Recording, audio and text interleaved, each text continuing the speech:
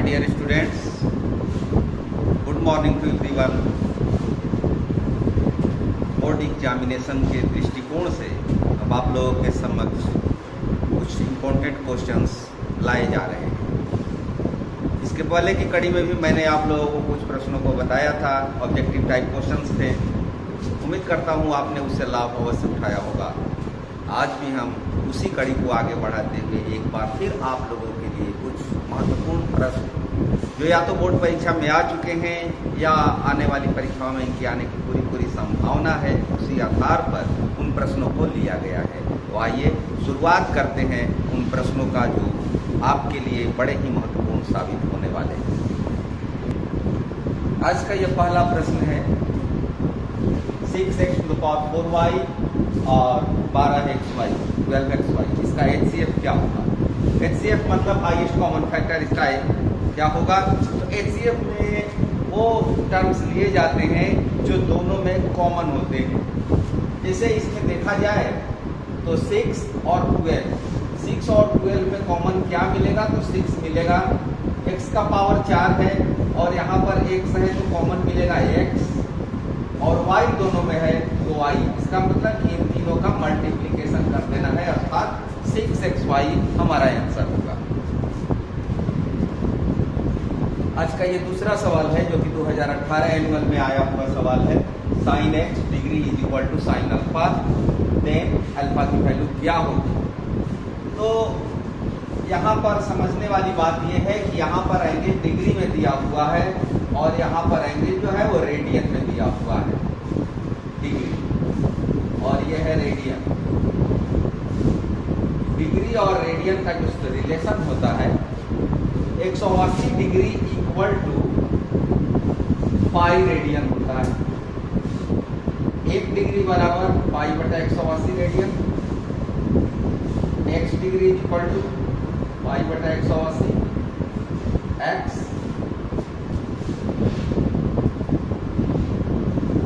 यही होगा इसका आंसर, पाई बटा 180।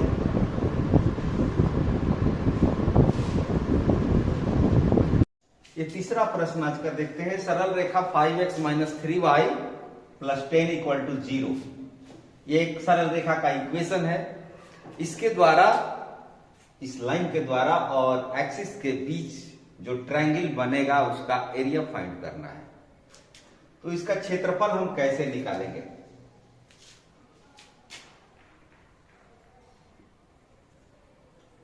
हम एक्सिस खींच लेते हैं। इस इक्वेशन में यदि हम x की वैल्यू रखें 0 तो y की वैल्यू मिल जाएगी 10/3, तो इस पर y होगा। x की वैल्यू यदि हम 0 रखें तो y की वैल्यू 10/3 आएगी, क्योंकि x का मान 0 रखने पर 0 minus 3y plus 10 equal to 0, 3y equal to 10, तो y इक्वल टू 10/3। तो y का मान आएगा 10/3। ये 10/3 लगभग एक अनुमानित हम ले लेते हैं पॉइंट। ये पॉइंट हुआ ऑन y एक्सिस, y अक्ष पर ये बिंदु मिला।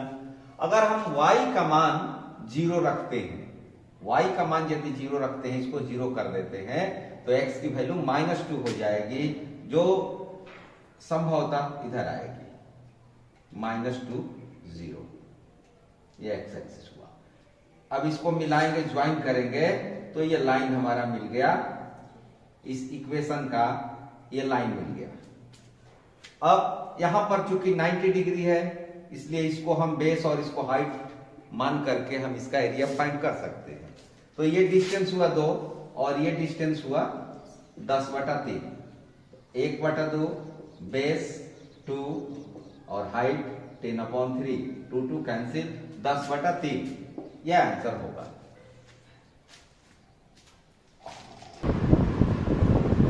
अगला प्रश्न देखते हैं। y² plus 1/y² equal to 14, then find the value of y plus 1/y। यहां पर ये पॉजिटिव वैल्यू लेना है। ये दिया हुआ है 14।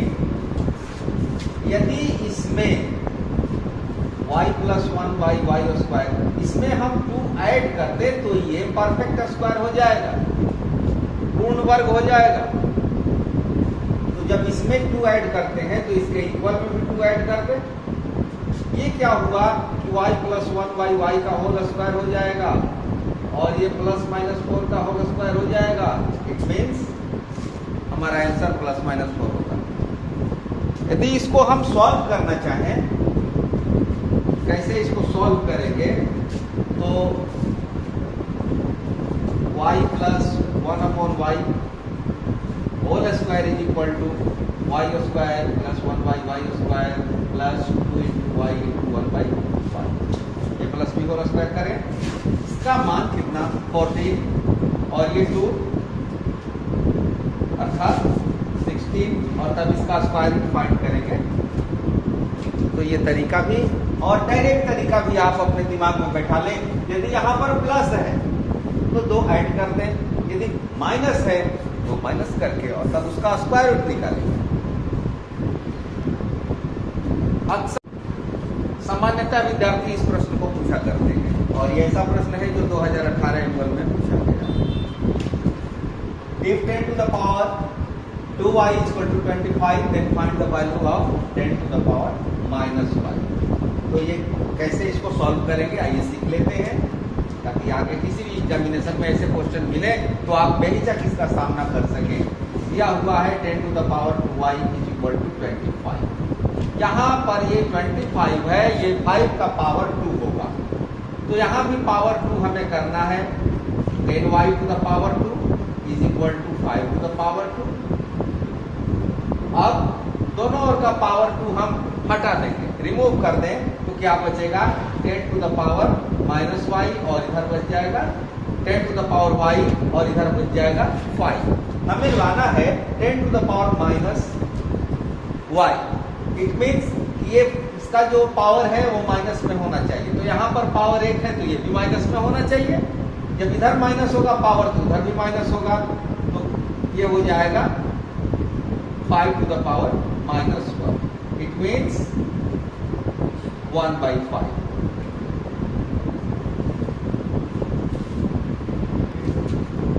बड़ा ही महत्वपूर्ण सवाल कोऑर्डिनेट ज्योमेट्री का है ये 3 कोलिनियर पॉइंट्स को लेकर के प्रश्न है। इसमें दिया हुआ है कि x2 -3 -4 और -7 -5 ये कोलिनियर पॉइंट्स हैं, संरेखी बिंदु हैं। Then find the value of x का मान हमें निकालना है। इसके लिए सामान्य तरीका क्या होता है कि त्रिभुज का क्षेत्रफल निकाल करके उसका 0 वैल्यू रख देते हैं। एरिया ऑफ ट्रायंगल, इनसे हम एक ट्रायंगल बनाएंगे और x2 -3 -4 7 -5 इनसे हम एक ट्रायंगल बनाएंगे और उस ट्रायंगल की जो वैल्यू होगी वो फार्मूला अप्लाई करने के बाद 0 रख देंगे। ये तो हुआ सामान्य तरीका। ये प्रश्न इस तरह से आप तब सॉल्व करेंगे जब आपको ये 2 अंकों का प्रश्न पूछेगा, 2 मार्क्स लिखित बनाना होगा। यहाँ पर ये क्वेश्चन 1 नंबर का है, OMR के लिए ये प्रश्न सेलेक्ट किया गया है। यदि आप इसको शॉर्ट फॉर्म में बना लेंगे तो आपका समय भी बचेगा, श्रम भी बचेगा और साथ ही साथ आपका माइंड वॉश भी होगा। आइए सीखते हैं इस प्रश्न को कैसे हम सॉल्व करेंगे। ये 3 पॉइंट्स हैं कोऑर्डिनेट ज्योमेट्री से रिलेटेड, अरिथमेटिक प्रोग्रेशन से रिलेटेड और ट्रिगोनोमेट्री से रिलेटेड हमारे बहुत से वीडियोस भरे पड़े हैं जिनमें वैदिक मैथमेटिक्स के सूत्रों का उपयोग हमने किया है। यहाँ पर हम वैदिक मैथमेटिक्स का एक सूत्र अप्लाई करने जा रहे हैं, अनुरूपीण। सूत्र का नाम है अनुरूपीण, अर्थात अनुपात के द्वारा, बाय रेशियो, बाय प्रोपोर्शन। किस तरह से ये सूत्र यहाँ पर काम करेगा ये मैं मिटा देता हूँ, क्योंकि x की वैल्यू निकालनी है। यहीं पर केवल लिख देता हूँ x की वैल्यू क्या होगी। इसमें क्या करते हैं कि हम यहाँ डिफरेंस देखते हैं। अब देखिए यहाँ से इसका डिफरेंस कितना है और यहाँ से इसका डिफरेंस कितना है। -5 है, -4 है, अर्थात +1 हुआ है और यहाँ से ये डिफरेंस -4 +2 तो ये +6 है। अब इसका डिफरेंस देखते हैं 7 और 3 का, तो ये डिफरेंस -10। ये बढ़ रहा है, ये बढ़ रहा है, ये घट रहा है तो यहाँ से ये घटेगा। यदि ये दोनों बढ़ रहे हैं तो ये दोनों घटेंगे, क्योंकि ये माइनस में है। अगर ये प्लस में रहता तो ये बढ़ के आता। अगर इसमें एक प्लस हो एक माइनस हो तो यहाँ माइनस होगा तो ये प्लस होगा, यहाँ प्लस होगा तो ये माइनस होगा। यदि दोनों का चिन्ह एक जैसा नहीं है तब डिफरेंट रिएक्शन होगा इसमें। लेकिन यहाँ पर सेम है, +1 है +6 है, तो यहाँ माइनस है तो यहाँ भी माइनस होगा। अब कितना होगा ये देखना है, इसमें कितना टाइम्स हुआ है, 6 टाइम्स हुआ है, 6 गुना हुआ है, तो इसका भी 6 गुना होगा। इसका 6 गुना अर्थात -60 और ये है -3, ये होगा -63। डायरेक्ट आंसर हम यूज कर सकते हैं, बना सकते हैं, इस तरह के प्रश्न को सॉल्व कर सकते हैं। ये प्रश्न है 2, -3 और 5, 6 को मिलाने वाला रेखाखंड एक शख्स को किस अनुपात में विभाजित करेगा। तो ये रेखाखंड हो गया A, B और इस पर एक हम पॉइंट ले लेते हैं B, जो कि एक शख्स पर स्थित है। एक शख्स पर y नियामक 0 होता है। ये हो गया 2, -3 और ये हो गया 5, अर्थात py का वैल्यू हमें 0 लेना है। py is equal to 0. It means m1 y2 plus m2 y1 equal to 0। बटा में m1 plus m2 आएगा, इसके डिनोमिनेटर में मल्टीप्लाई करेंगे 0 हो जाएगा। तो इसको मान लें k और इसको मान लें a। m1 हो गया ये k और m2 हो गया 1। m1 की जगह पर हम k लिखे, y2 की जगह पर 6 लिख दें और उधर चला जाएगा। ये माइनस में m2 का मान 1, y1 का मान -3, अर्थात k इक्वल टू 3/6, 1/2, 1/2 है इसमें। ऐसे प्रश्नों को हम फिर अभी आपके लिए आगे लेकर के आएंगे। फिलहाल इतना ही। आपको दिवाली की ढेर सारी शुभकामनाएं। Happy Diwali. Thank you. Best of luck.